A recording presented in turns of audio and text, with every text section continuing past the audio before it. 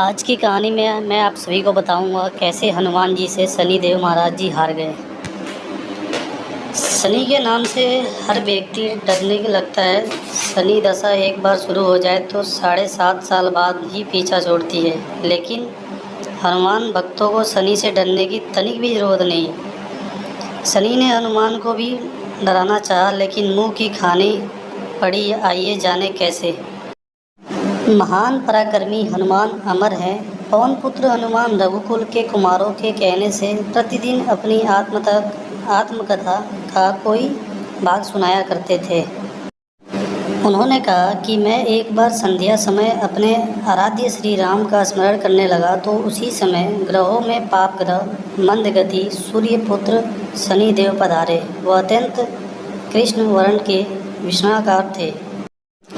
वह अपना सिर प्राय झुकाए रखते थे। जिस पर अपनी दृष्टि डालते हैं वह अवश्य नष्ट हो जाता है। शनिदेव हनुमान के बाहुबल और पराक्रम को नहीं जानते थे। हनुमान ने उन्हें लंका में 10 ग्रीव करके बंधन से मुक्त किया था। वह हनुमान जी से विनयपूर्वक किंतु कर्कश स्वर में बोले, हनुमान जी, मैं आपको सावधान करने आया हूँ। त्रेता की बात दूसरी थी, अब कलयुग प्रारंभ हो गया है।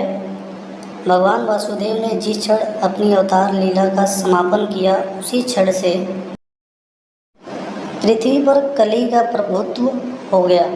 यह कलयुग है। इस युग में आपका शरीर दुर्बल और मेरा बहुत बलिष्ठ हो गया है। अब आप मेरी 7.5 की दशा प्रभावी हो गई है। मैं आपके शरीर पर आ रहा हूँ। शनिदेव को इस बात का तनिक भी ज्ञान नहीं था कि रघुरात के चरिताश्रितों का काल का प्रभाव नहीं होता। करुणा निधान जिनके हृदय में एक क्षण को भी आ जाते हैं, काल की कला वहाँ सर्वथा निष्प्रभावी हो जाती है। प्रारंभ के विधान वहाँ प्रभुत्वहीन हो जाते हैं। सर्वसमर्थ पर ब्रह्म के सेवकों का नियंत्रण संचालन पोषण प्रभु ही करते हैं। उनके सेवकों की ओर दृष्टि उठाने का साहस कोई सुर असुर करे तो स्वयं अनिष्ट भाजन होता है। शनिदेव के अग्रज यमराज भी प्रभु के भक्त की ओर देखने का साहस नहीं कर पाते।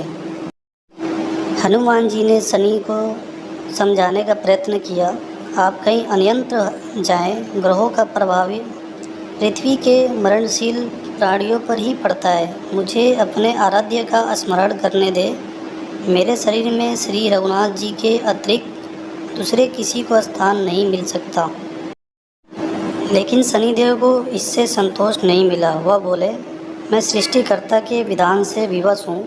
आप पृथ्वी पर रहते हैं, अतः आप मेरे प्रभुत्व क्षेत्र से बाहर नहीं हैं। पूरे 22.5 वर्ष व्यतीत होने पर 7.5 वर्ष के अंतर से 2.5 वर्ष के लिए मेरा प्रभाव प्राणी पर पड़ता है, किंतु यह गौड़ प्रभाव है। आप पर मेरी 7.5 आज इसी समय से प्रभावी हो रही है। मैं आपको शरीर पर आ रहा हूँ, इसे आप टाल नहीं सकते। फिर हनुमान जी कहते हैं, जब आपको आना ही है तो आइए। अच्छा होता कि आप मुझ वृत्त को छोड़ ही देते। फिर शनिदेव कहते हैं, कलयुग में पृथ्वी पर देवता या उपदेवता किसी को नहीं रहना चाहिए। सबको अपना आवास सूक्ष्म लोकों में रहना चाहिए। जो पृथ्वी पर रहेगा वह कलयुग के प्रभाव में रहेगा और उसे मेरी पीड़ा भोगनी पड़ेगी। और ग्रहों में मुझे अपने अग्रज यम का कार्य मिला है। मैं मुख्य मारक ग्रह हूँ और मृत्यु के सबसे निकट वृद्ध होते हैं, अतः मैं वृद्धों को कैसे छोड़ सकता हूँ, यह आप बताएं। हनुमान जी पूछते हैं, आप मेरे शरीर पर कहाँ बैठने आ रहे हैं। शनिदेव ग्रह से कहते हैं, प्राणी के सिर पर। मैं 2.5 वर्ष प्राणी के सिर पर रहकर उसकी बुद्धि विचलित बनाए रखता हूँ। मध्य के 2.5 वर्ष उसके उदर में स्थित रहकर उसके शरीर को अस्वस्थ बनाता हूँ। वह अंतिम 2.5 वर्ष पैरों में रहकर उसे भटकाता हूँ। फिर शनिदेव हनुमान जी के मस्तक पर आ बैठे तो हनुमान जी के सिर पर खाज हुई। इसे मिटाने के लिए हनुमान जी ने बड़ा पर्वत उठाकर सिर पर रख लिया। शनिदेव चिल्लाते हैं, यह क्या कर रहे हैं आप? फिर हनुमान जी कहते हैं, जैसे आप सृष्टिकर्ता के विधान से विवश हैं, वैसे ही मैं भी अपने स्वभाव से विवश हूँ। मेरे मस्तक पर खाज मिटाने का यही उपचार करती है, और आप अपना कार्य करें और मैं अपना कार्य।